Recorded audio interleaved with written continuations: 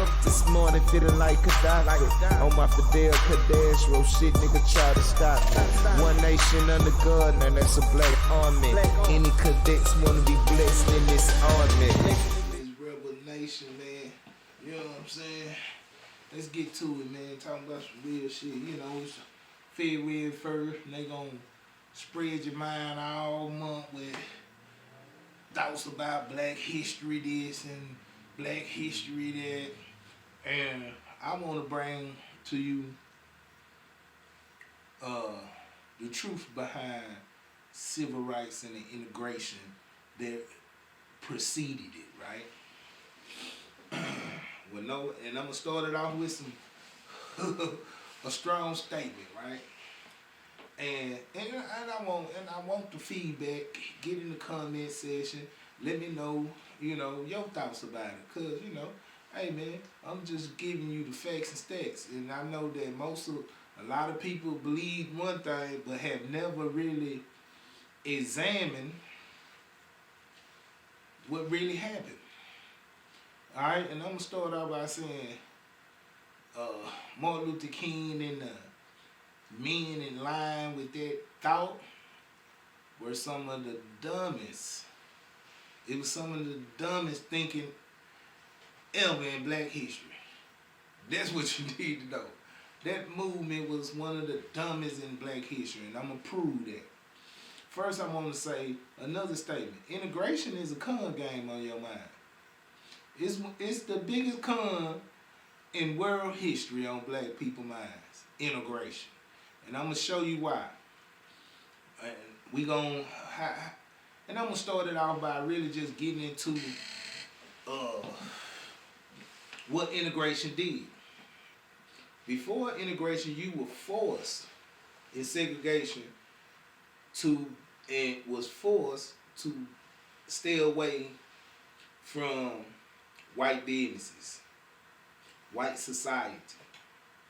After integration, you were forced into it, okay?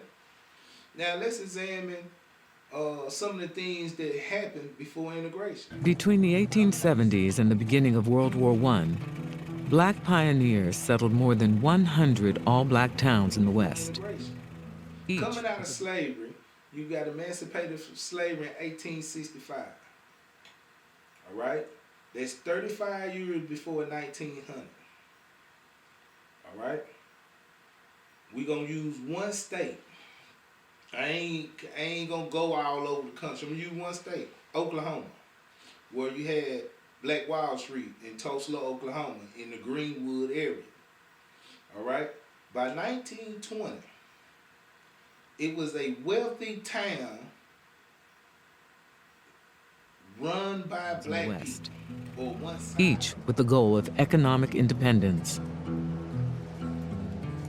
Among the most well-known was a black district in Tulsa, Oklahoma, known by its residents as Greenwood. Or one side of the town, in the Greenwood area, in Tulsa, Oklahoma. All right? They had banks. They had one bank.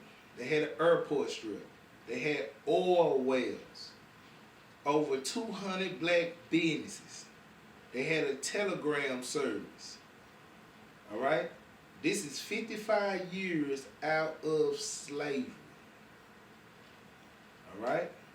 They had dentists, pharmacies, lawyers, doctors. Okay? In one town. In Oklahoma alone, there were 20 black towns erected by 1920. Okay? You were creating, and this town was created with, you ain't need to borrow money from nobody. You put all your money together as a people who were together, unified, and created towns. All right? In 55 years, less than 100 years coming out of slavery, from 1865 to 1920, you had created black colleges all over the country, universities and colleges.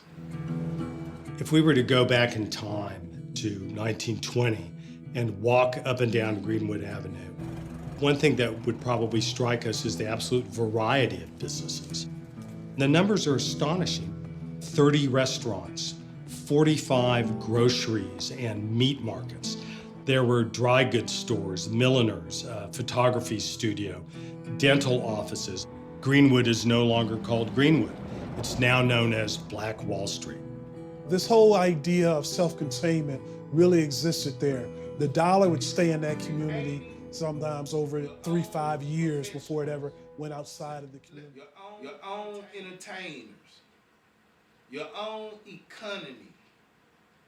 These things were happening because you were excluded from the dominant white society. You were forced to create your own. Now, let me ask you one question before we continue. How many black colleges been created since integration? I'll wait. None. It's over 100 black colleges that were created before integration. Since 1837, more than 100 historically black colleges and universities have been founded in the United States. Most in the half-century following the Civil War, and most in the South, where 90% of the black population lived until the start of the Great Migration. By 1965, when integration really started, you got the bills passed, voting acts, and all these different things passed. Rosewood, one of the wealthiest communities in America. The reason I say integration is a con game on your mind because it killed the competition. For example, the Negro League. The Negro League was a black baseball league. You couldn't go join Major League Baseball, so you had the Negro League. Now, imagine this. Let's say the Negro League would have lasted, and you don't integrate, you had 50, 60, 70 years from that time to right now in the Negro League. You would have black owners who will make money out, who would have created facilities, because all the black people would have went, paid their money to see them. Owners would have expanded, created facilities for you to play at. They would have got the ticket money. Concession stand, people who made food or whatever in the concession stand, sold drinks, popcorn, all that money would have came to black people. The jerseys, the likeness of those players, money would have came from the paraphernalia or the what they call it, the paraphernalia, the clothing, the jersey, the sale of those things. All right?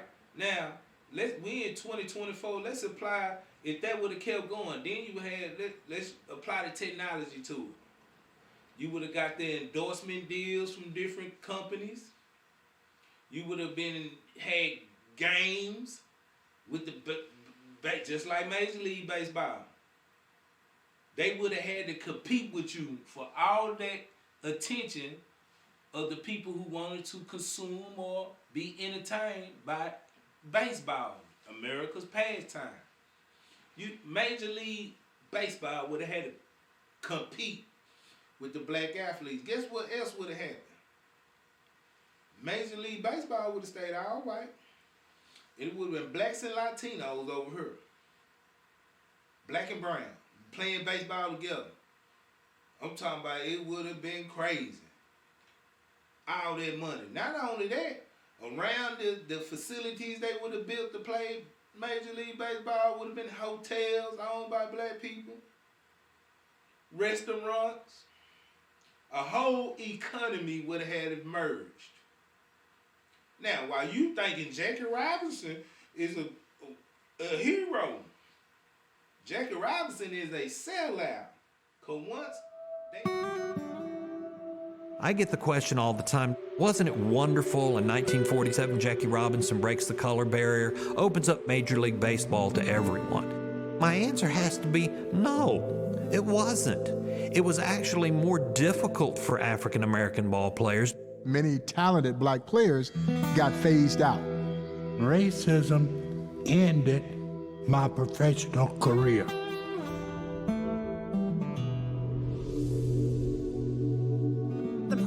reason for the end of the Negro Leagues is integration. What we saw with the Negro Leagues, and particularly those Negro League teams that were in close proximity to Major League teams, they died in almost instant death because that black fan base left to go see Jackie, to go see Larry Doby. We're trying to get to the major leagues, and once that was an option, these segregated teams and leagues were abandoned completely. In the 50s, the Indianapolis... They took the best talent for Major League Baseball, and they left the black league to go to the white league. All right? Guess what happened? Major League Black Baseball League failed because of integration. As long as they were prohibited, they were creating and building. And this is a prime example of what integration did. They went and integrated, and now you don't have a league anymore. And guess what they tell you about all the black people you think have been great? They've been dying to go join the white man to get away from black people, like Jackie Robinson. And it's plenty more others. So it's the same way with Martin Luther King to white women. He was to be a part of white society. And they sold you out for it. Go look at all them civil rights leaders. What's his name? Lewis. He was a senator, Senator Lewis. He just died a couple years ago, maybe 2 years ago at the most. He was right there when Martin Luther King died. Let me see. I don't have my phone with me. I was gonna try to pull that up. Oh yes, I do. Here we go. Let me see. Let me get his name for you. He was right there with Martin Luther King on the balcony. He was in Selma when they marched on the bridge, and they got you thinking these are great people. When he joined the Senate, he was in the Senate all them years, and what did he do for black people? Well, you ain't nothing. What's her name? Angelina Davis? Oh, as soon as she could join them, she went to one of these. She's a professor at one of these schools. Let me bring that up, man. These so-called black leaders, they've been fighting for the chance to join this place. And when they join it, they don't care nothing for you or about you. Now, they get up there and say what they want to say, but the main thing is they joined the Dominant Society. Angelina Davis is an American Marxist and a feminist political activist. That's her thing now. She's a feminist political activist. Let me show you what she used to be.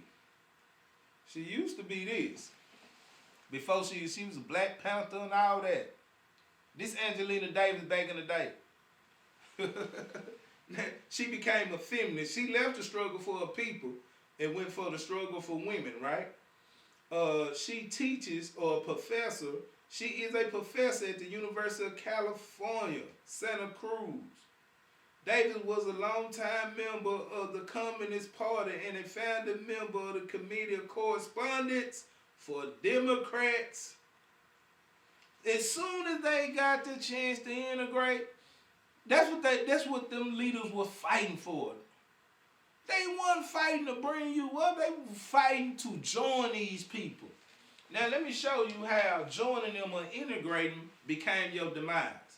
How many black colleges have you made since then?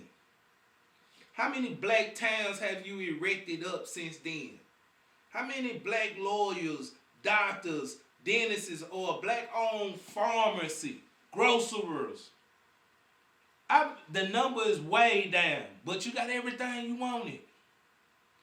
And all they wanted was to be a part of this place. This is the black history you need to understand. All them civil rights so-called activists, the real ones who wanted true change, not integration, but black strength, black power, oh, they dead in prison. Atula Shakur, he just died not too long ago.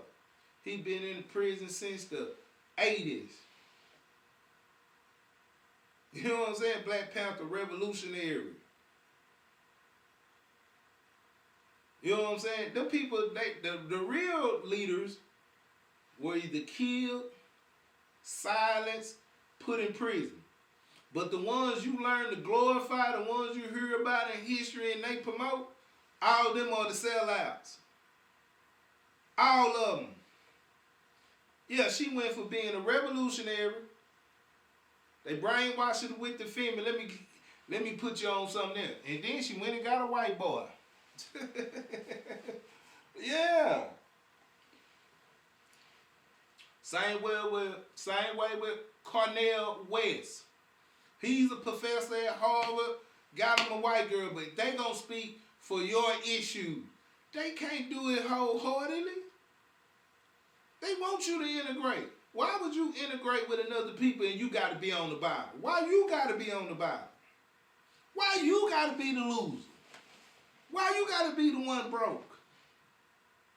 Guess what? Because that's the only way you can integrate.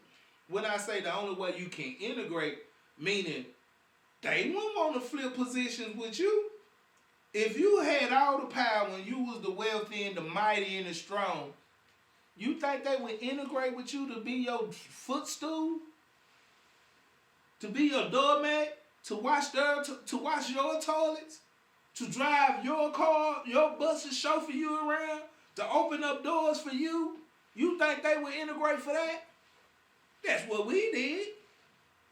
When we was on the verge of creating the foundation for our own society, and they seen that. They went and got people like Martin Luther King, Angelina Davis, John Lewis. It's plenty more that that you could name, but I wouldn't even like to remember their names. They got you thinking Martin Luther King is a great, great, great man for what he did. Put a statue up there and you think that's the way to go. That's a brainwashing tool. England got a statue of Benedict Arnold in England. But America called him a traitor, a sellout.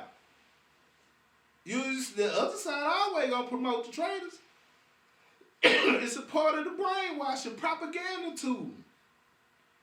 You think Rosa Parks was the only person who didn't move off their seat on the bus? Stop it, man. Stop it. You was never supposed to join these people so you could be the floor mat. You don't run nothing in this society. Nothing. You don't make no calls, no decisions. Whatever the people, you know what integration did? Again, it's a con game on your mind. Nobody want to tell you this though. Instead of you competing, we supposed to be on the same stitch of land in America, competing and fighting for the resources, not fighting for equality. The equality is never what we should have been fighting for. We should have been fighting for the opportunity to be able to get at the resources. Why? Because then you would have black factories. Like they got all the people working, let me use the word. A lot of people. I work at the GMC plant. Plantation? Is that what you talking about? You work at the GMC plantation? Yeah, the plant, yeah. You supposed to be working, instead of working there, you supposed to be at black factories owned by black companies and black businesses in direct competition as a different nation. In 1966, the Planned Parenthood Federation of America gave its first Margaret Sanger Award to Martin Luther King, Jr. Martin Luther King. Yes. They used these preachers during the civil rights to force you into obedience back on a different form of slavery called integration. Now they got complete control over you because you gave it to them from your own consent. You better shake up out these fairy tales. Better shake up out these fairy tales, man. This rebel nation, man. I'm going to cut it right there, man, because, you know, it might be a part 2 to this, man. Yeah, it might be a part 2 to this, man, because I got all type of information I can hit on you. But the people that you think are great leaders, all done sold you out. And it ain't because they didn't know. They consciously knew what was going on. And they thought it was for the betterment of the black race. And all along, now, anybody tell Martin Luther King, if you convince all the black people to go into the white man businesses and while they getting beat up, spit on, cussed out, to go spend their money at the coffee shop, they could have just said, fuck all that. Hey, I'm a nigga at war. Best pay the righteousness in a sword. Yeah, I be a nigga at war. Best pay the righteousness in a sword.